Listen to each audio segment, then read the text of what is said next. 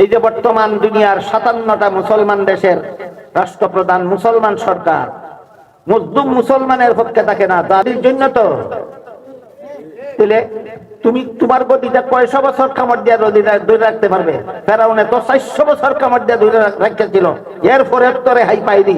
সুতরাং বর্তমান দুনিয়ার 57টা মুসলিম দেশের 57 সরকার ভালো রকম স্মরণ রেখো, মজলুম মুসলমানের পক্ষ যদি অবলম্বন না করো, যদি ঐক্যবদ্ধ ভাবে না দাঁড়াও, ফেরাউনের যেই দশা ঘটেছিল তোমাদের সেই দশা ঘটতে দেরি হবে না।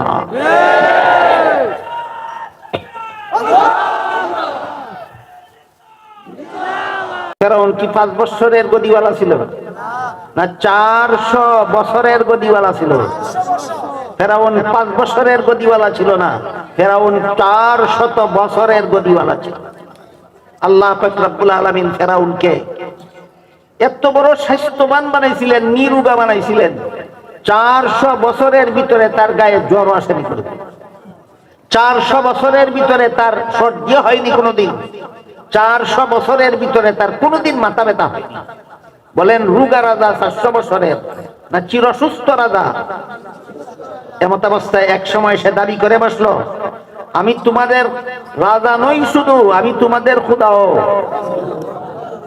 সারা দেশের মানুষ দিল বুট, বুট পানি সমর্থন, বুট পানি সমর্থন। জি মহারাজা, আপনি আমাদের রাজা নয় শুধু, আপনি আমাদের খোদাও। এইবার আরশ থেকে আল্লাহ পাক রব্বুল আলামিন সিদ্ধান্ত নিলেন, এখন তোরে খুদাগিরির মজা শিক্ষা দেব, এখন তোরে খুদাগিরির মজা শিক্ষা দেব। আল্লাহ সিদ্ধান্ত নিলেন তোরে খুদাগিরি শিক্ষা দিয়া ছাড়বো। তাই মিশরের যে নদীর পানির দ্বারা সারা দেশের কৃষকদের কৃষিকাজ হইত, নদীটার নাম নীল নদ। এই নীল নদকে হুকুম দিলেন, পানি শুকিয়ে যাও। আল্লাহর হুকুমে নদীর পানি শুকিয়ে গেল, মাটি শুকিয়ে সাদা হয়ে গেল। এবার তো কৃষকদের কৃষিকাজ বন্ধ হয়ে গেল। সারা দেশবাসী দল বেঁধে বুটে পাস করা খুদার বাড়িতে গেল। অরিজিনাল খুদা না ডিজিটাল খুদা? আমি এইসব শব্দের অর্থ সঠিকভাবে বেশি বুঝি না। আমি একটা সাদা সিধা বুঝি, অরিজিনাল মানে আসল আর ডিজিটাল মানে নকল। আমি এইভাবেই বুঝি, অরিজিনাল মানে 1 নম্বর আর ডিজিটাল মানে 2 নম্বর।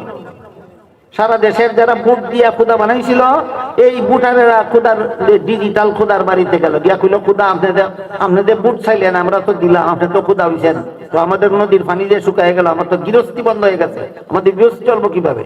ওখান যদি খুদায় পায়, আমি আমার মতো খুদা তোমাদের নদীতে পানি দেওয়ার ক্ষমতা রাখি না, লাইতে গেলাম আইব খুদারে গদির থেকে। এই আপনারা 2 কাজ, 2 দিন আগে ফুলের মালা গলা দিয়া বসাইবেন, আর কিছুদিন পরে জুতার মালা গলা দিয়া লামাইবেন। এছাড়া আপনারা 3 নম্বর কোন কাজ না। কাজ এই 2টা, একবার ফুলের মালা গলা দিয়া বসানি, আর একবার জুতার মালা গলায় দিয়া লামানি। সেনাবাহিনী বুঝতে পারছে আমার তখন লাইতিয়া সিংহাসন থেকে লামানির সময় এসে, যদি কই আমার ক্ষমতা নাই, কাজেই একটা পলিটিক্যাল ওয়াদা করতে হবে। পলিটিক্যাল ওয়াদা কেমন এটা একটু পরে বলবো, যদি আপনারা শুনেন। ফেরাউন বলে, ঠিক আছে, আমি যখন খুদা, তোমরা বুট দিয়া বানাইছো, তোমাদের নদীর পানি দেওয়া তো আমার ওই কাজ, আমি দিব, তোমরা বাড়িতে যাও, তোমাদের পানি পাইলেই হইল। সান্ত্বনা ভাইয়া তারা চলে গেছে। এইদিকে ফেরাউন মনে মনে ভাবে, এটা তো পলিটিক্যাল ওয়াদা করছে, এটা তো অরিজিনাল ওয়াদা না। ওয়াদা 2 রকমের আছে, একটা হইলো পলিটিক্যাল ওয়াদা, আর একটা হইলো রিলিজিয়াস ওয়াদা। একটা ধর্মীয় ওয়াদা, একটা রাজনৈতিক ওয়াদা। রাজনৈতিক ওয়াদা কারে কয়? নির্বাচনের আগে মিশামিশি দেশবাসীকে ধোঁকা দেওয়ার জন্য, ধোঁকা দিয়া ভোট নেওয়ার জন্য যেই কাজ করতে পারবে না মনে মনে জানে, সেই কাজও কইরা দিব বলে ওয়াদা করা। এটা রিলিজিয়াস ওয়াদা নয়, এটা পলিটিক্যাল ওয়াদা। ফেরাউনে দেশবাসীর সাথে একটা পলিটিক্যাল ওয়াদা করে বললো, আমি ভানি দিব, কিন্তু মনে মনে তো জানে ভানি দিতে পারবে না। এই জন্য চিন্তা করলো, অরিজিনাল খুদার সাথে একটা কম্প্রোমাইজ করা দরকার। ভিতর সজাগ আছে, রাতে মাতাল তালে ঠিক। অরিজিনাল খুদার সাথে কম্প্রোমাইজ করা দরকার। তাই ফেরাউন সিংহাসন ছেড়ে রাজধানীর থেকে বের হয়ে মরুভূমি পার হয়ে পাহাড়ে ঢুকে গভীর রাতে গভীর জঙ্গলে গিয়ে আল্লাহর দরবারে সেজদায় পড়ে বলে, আল্লাহ আসলে তো খোদা আমি না, আসলে তো খোদা তুমি। মানুষের কাছে আমি দাবি করে বসেছি, এখন যদি পানিটা তুমি দয়া করে না দাও তাহলে আমারে যেইভাবে বুট দিয়া খোদা বানাইছিল এইভাবে লাগতিয়ে সিংহাসন দিকে নামাইবে। আল্লাহ এই অপমানটা দুনিয়াতে আমারে করো না, আল্লাহ তুমি দয়া করে পানিটা দিয়া দাও। আর মানুষের বুঝুক আমি দিছি। দেখেন রাজনীতির মধ্যে কি ধরনের বাটপারি চলে। পানি দিব কয় খুদারে, কয় পানি দিত, আর কয় মানসি বুঝুক আমি দিছি। এইরকম বাটপারি রাজনীতি আছে কিনা? আল্লাহ বুঝেন রাজনীতি ভালো করে। ঠিক আছে, যা আল্লাহ পাক রব্বুল আলামিন পানি দিয়ে দিবার সিদ্ধান্ত নিল, কিন্তু সেজদায় ফিরে আল্লাহরে কইল, আল্লাহ মঞ্জুর করলো কিনা সেটা তো আর জানে না। এই জন্য পাহাড় থেকে নামার সময় মনে মনে বড় টেনশন। আল্লাহর কাছে তো একটা কম্প্রোমাইজের প্রস্তাব করলাম যে তুমি দুনিয়াতে পানিটা দিয়া দাও, মানুষ বুঝুক আমি দিছি, আর খুদাগিরি নিয়ে কেন বাটপারি করলাম, মরণের পর থেকে তুমি আমার ইচ্ছা মতো চেষ্টা দিও। আল্লাহর সাথে কম্প্রোমাইজ করে রয়েছে, কিন্তু আল্লাহ গ্রহণ করলো কিনা জানে না তো। এই জন্য মনে মনে বড় টেনশন। এই টেনশন নিয়ে যখন সর্বশেষ পাহাড়ের চূড়ার থেকে নামবে, আল্লাহ জিবরিল ফেরেশতাকে একজন অচেনা মানুষের আকৃতি ধারণ করাইয়া পাঠাইলেন। বললেন গিয়া ফেরাউনের কাছে একটা বিচার চাও।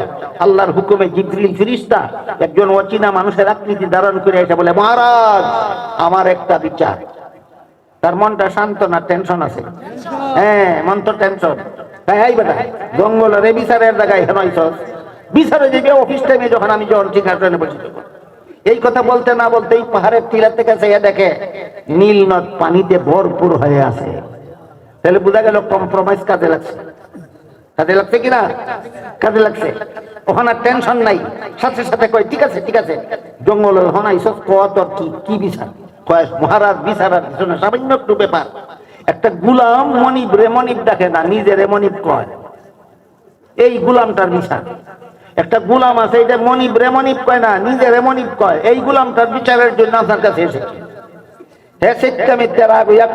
নিমক হারাম গুলাম, মনিব রে মনিব কয় না, নিজের মনিব কয়। এই গুলাম রে লোহিত সাগরে চুবাইয়া মারা ছাড়া আর কোনো বিচার নাই।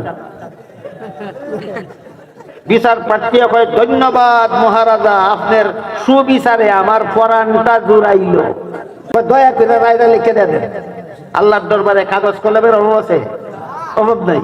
ফেরেশতা যখন কাগজ কলম, এটা তো মানুষের আপনি হাতে নিয়ে লেখে, যেই গুলাম মনিবকে মনিব বলে না, নিজেকে মনিব দাবি করে, এই গুলামকে লোহিত সাগরের পানিতে চুবাইয়া মারণ ছাড়া আর কোনো বিচার নাই, লিখে দস্তখত দিয়ে দেন। মুসা আলাইহিস সালাম এবং তার অনুসারীদের উপর হামলা করার জন্য কোন তাফসীরের কিতাবে লেখা আছে মুসা আলাইহিস সালামের উম্মতের সংখ্যা ছিল 18 লক্ষ, আর ফেরাউনের সেনাবাহিনীর সংখ্যা ছিল 20 লক্ষ। কোন তাফসীরের বিবরণ মতে যখন মুসা আলাইহিস সালাম ফেরাউনের জুলুম অত্যাচার থেকে রেহাই পাওয়ার জন্য ফেরাউনের দেশ থেকে পলায়ন করছিলেন, রাতের অন্ধকারে যাইতেছিলেন, পিছন দিকে ফেরাউনের বাহিনী উপস্থিত, আর সামনের দিকে লোহিত সাগর।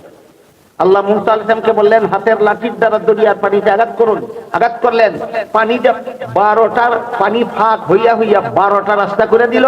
12 রাস্তা দিয়া বনি ইসরাইলের 12 গোত্রের মানুষ পার হইয়া গেল।